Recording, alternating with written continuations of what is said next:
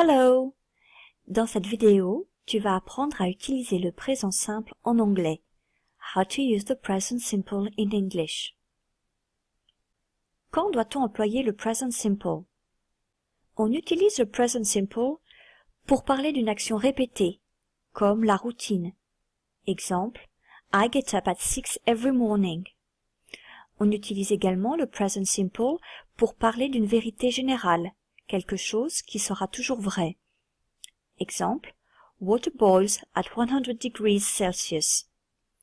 Et enfin, on emploie le present simple pour parler d'un état, d'une pensée, d'un sentiment. Exemple, I feel tired today. I think you're right. I love wild animals. Comment mettre un verbe au present simple? Lorsque tu apprends des verbes, tu apprends en fait des bases verbales. Par exemple, love, play, cook, listen, go et bien d'autres encore. C'est à partir de ces bases verbales que tu vas pouvoir construire le present simple. Nous allons distinguer trois cas.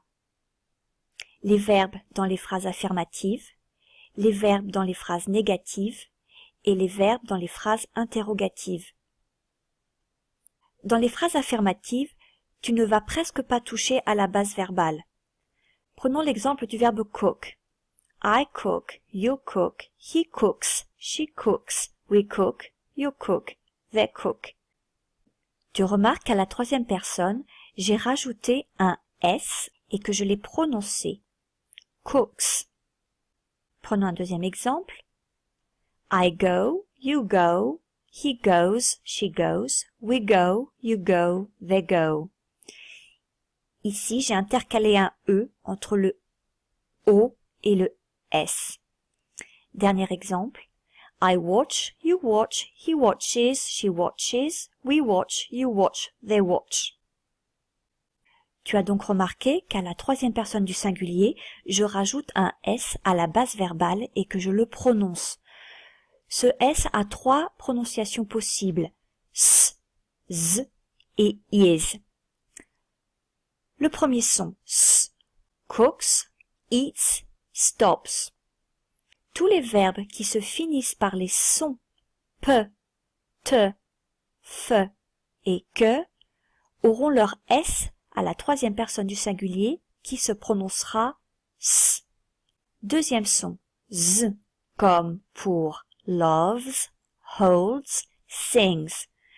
Tous les verbes qui se finissent par les sons B, D, G, V auront leur S à la troisième personne du singulier qui se prononcera Z. Et pour finir, le son is, comme pour washes, judges, kisses. Tous les verbes qui se finissent par les sons S, Z, ch, tch et je auront le S à la troisième personne du singulier qui se prononcera is. Dans les phrases négatives, tu vas devoir aider le verbe à l'aide d'un auxiliaire. L'auxiliaire du present simple est do pour les pronoms I, you, we et they. Tu ajoutes ensuite le not pour avoir une négation, puis la base verbale.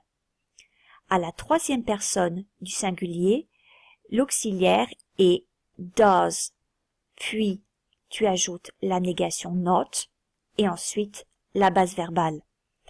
À l'oral, tu entends très rarement do not et does not.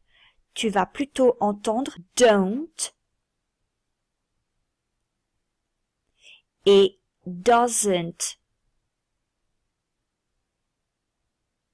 Tu vois que la négation est venue s'accrocher à l'auxiliaire et se coupe en deux avec l'apostrophe qui vient remplacer le O. Premier exemple. I don't cook, you don't cook, we don't cook, they don't cook. Et à la troisième personne du singulier, he doesn't cook, she doesn't cook. Deuxième exemple. I don't go, you don't go, we don't go, they don't go. Troisième personne du singulier. He doesn't go, she doesn't go.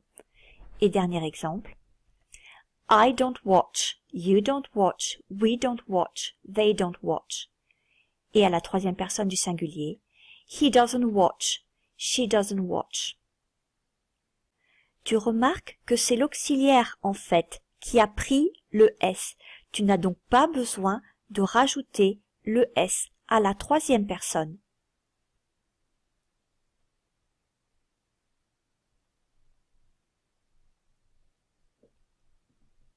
Dans les phrases interrogatives, tu retrouves l'auxiliaire do, suivi des pronoms I, you, we, they, et tu ajoutes ensuite la base verbale. À la troisième personne, tu auras l'auxiliaire does. Exemple. Do you cook? Does he cook? Do you go? Does he go? Do you watch? Does he watch? Et voilà, tu sais tout sur le present simple en anglais. Bye for now!